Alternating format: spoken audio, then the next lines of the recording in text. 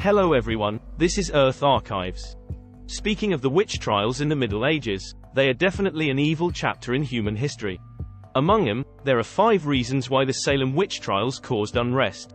Come learn his story today. Before the show starts, please subscribe, share, and turn on the little bell. This will help us grow faster. Without further ado, the show begins.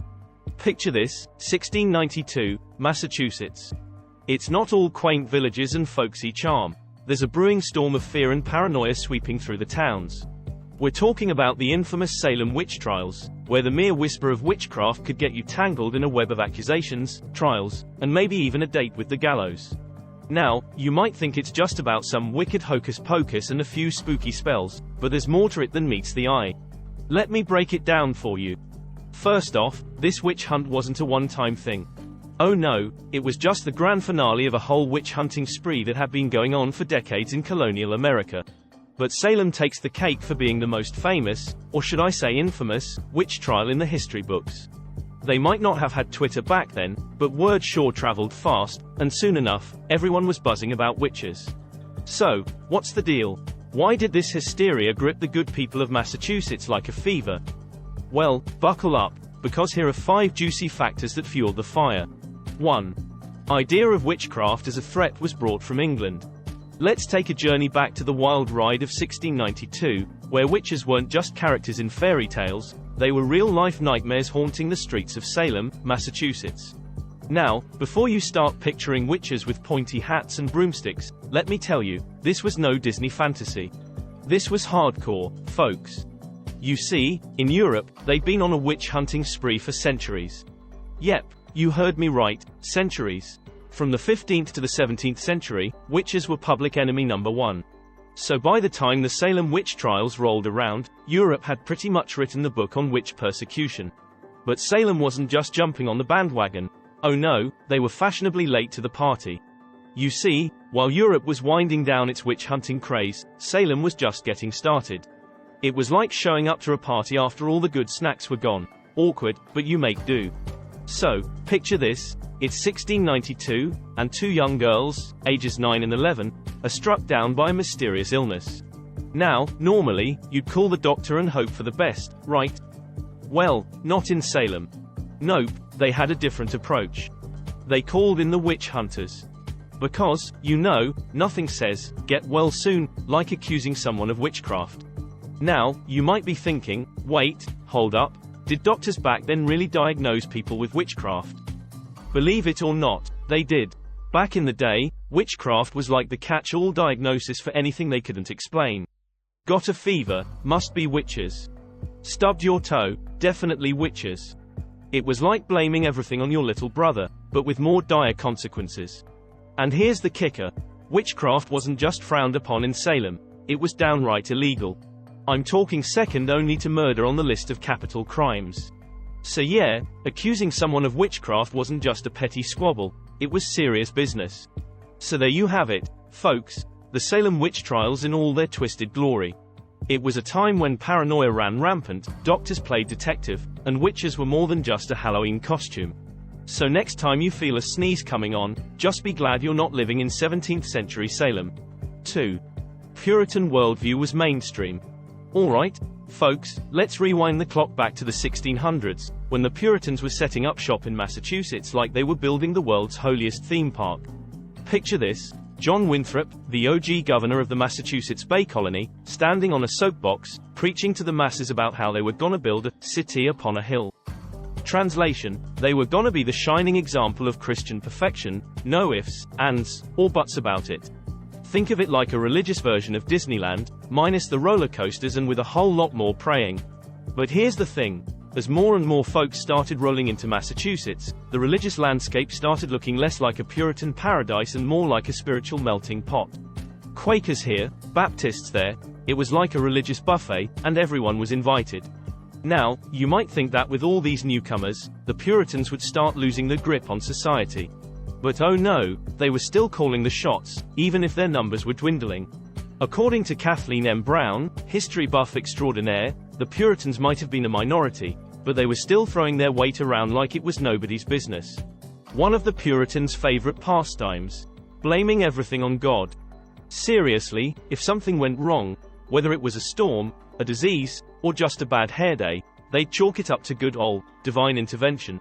It was like living in a never-ending game of, whose will is it anyway, where God always had the final say. But here's where things get spicy: witches. Yep, you heard me right, witches. According to the Puritans, these folks weren't just brewing potions and riding broomsticks for fun. They were in cahoots with the devil himself.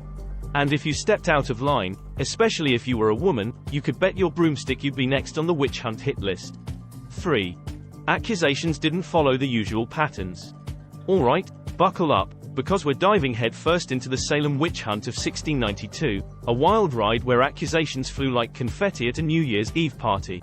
Now, don't get me wrong, witch hunts were kind of a thing in colonial New England. I mean, who hasn't pointed a finger at their neighbor and muttered something about them having a cauldron in the backyard? But Salem was next level crazy. According to Kathleen M. Brown, the witch hunt queen, accusations of witchcraft usually happened on the down low. You know, a whisper here, a suspicious glare there, nothing too dramatic. But in Salem, oh boy, it was like the whole town suddenly caught a case of the witch hunt fever. And here's the kicker: it wasn't just the usual suspects pointing fingers. Nope, this time it was the girls and young women leading the charge. Talk about flipping the script. Usually, it's the guys playing detective, but in Salem, the ladies took matters into their own hands. Why? Your guess is as good as mine. But wait, it gets even crazier. When the witch hunt floodgates opened, it was like Pandora's box had nothing on Salem. Suddenly, everyone and their grandma was getting accused of witchcraft. Your neighbor, witch. Your cousin twice removed, definitely a witch. Even your sweet old granny who bakes the best apple pie. Yep, you guessed it, she's a witch too. And let me tell you, when accusations start flying like that, it's every man, woman, and child for themselves. No one was safe, not even the most pious Puritan in town. One wrong look, one misplaced word, and bam. You're on trial for witchcraft faster than you can say, innocent until proven guilty. So there you have it, folks. The Salem Witch Trials, where paranoia was the name of the game, and everyone was a suspect. It was a time when even the slightest hint of magic could land you in hot water, and nobody was safe from the hysteria sweeping through town. So next time you're tempted to accuse your neighbor of stealing your newspaper, just be glad you're not living in 17th century Salem. 4. Decades of ongoing violence had taken a toll. Alright, gather round folks, because we're about to dive into a history lesson straight out of the wildest chapters of colonial America. Picture this, it's 1692, and while the Salem witch trials are grabbing all the headlines, there's another drama playing out on the northern border of the Massachusetts colony, the aftermath of King Philip's War. Now, King Philip's War wasn't your run-of-the-mill skirmish. Oh no, it was a full-blown showdown between the colonial settlers and the Native Americans who'd been living on that land for, like, forever. It officially wrapped up in 1676, but let's just say the bad blood didn't exactly dry up overnight. According to Kathleen M. Brown, the history guru, the settlers were still eyeball deep in Native American territory, and the natives weren't exactly rolling out the welcome wagon. Nope, they were fighting tooth and nail to hold onto their land, and the settlers weren't too thrilled about it. Now, here's where things get interesting. The Puritans, bless their hearts, saw this whole mess as a divine showdown. To them, it wasn't just a land dispute, it was a battle of good versus evil, with God on their side, naturally. And when the dust settled and the smoke cleared, the Puritans couldn't help but wonder if maybe, just maybe, God was trying to send him a message. I mean, when you're getting your butt kicked by Native Americans and accused of witchcraft left and right, it's hard not to think that maybe the big guy upstairs isn't too pleased with your performance. 5. Accusations came at time of political uncertainty. Folks, grab your popcorn because we're about to dive into the drama of the Salem Witch Trials, a tale of fear, suspicion, and more than a little bit of divine intervention. Now, picture this, Salem, 1692. The town's in turmoil, with young girls dropping like flies and everyone pointing fingers faster than you can say, witch hunt.